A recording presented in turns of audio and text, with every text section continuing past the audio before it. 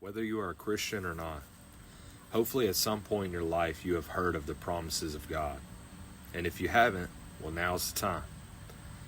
And if you have heard of the promises of God, I pray and hope that you have never felt like that can't be for me, or I'm too far gone to receive the promises of God, or it's too late for me now.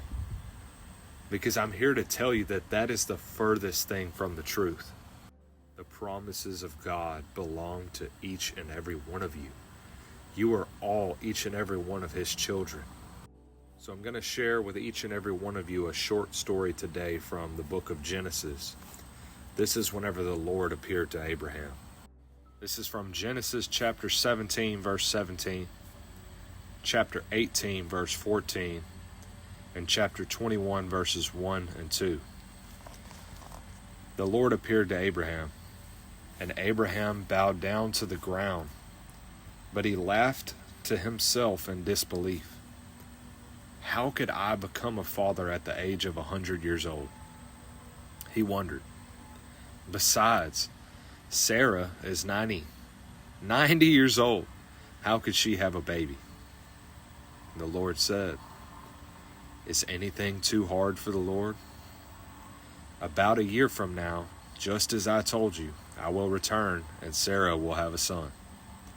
Then the Lord did exactly what He had promised. Sarah became pregnant and she gave a son to Abraham in his old age. It all happened at the time God had said it would. So let's back up for a minute. Let's go back to chapter 18, verse 14.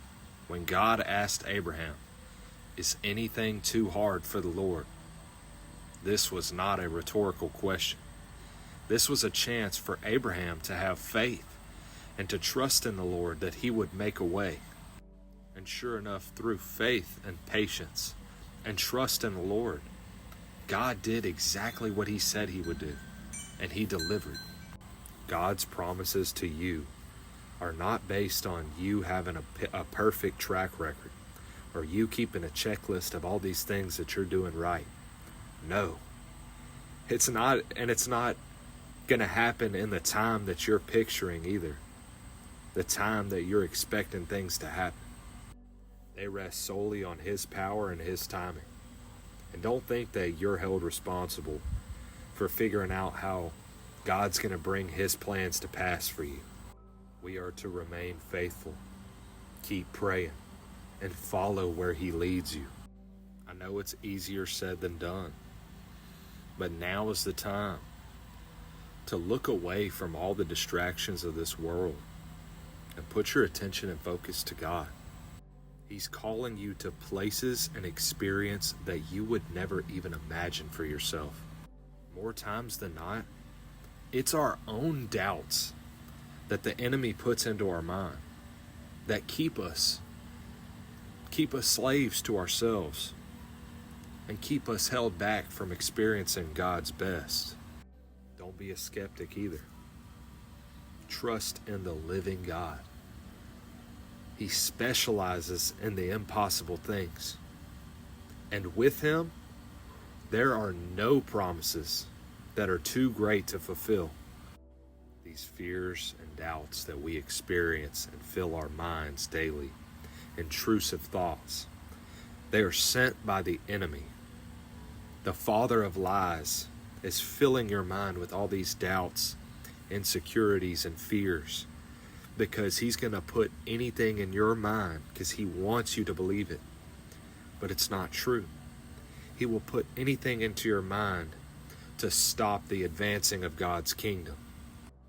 I'm putting my faith in the truth, the way, and the life. Jesus Christ, the Spirit of the living God, lives in each and every one of you. And there is nothing, I mean absolutely nothing, that is too difficult for Him. He created you, and He created the whole universe, and He loves you so much. God's promise to each and every one of you today is from the book of Galatians chapter 3, verse 29. Now that you belong to Christ, you are the true children of Abraham, You are his heirs, and now all the promises God gave to him belong to you. I believe in every single one of you guys. I love you all. I hope you've all had a blessed day today, and don't y'all forget, only way is up.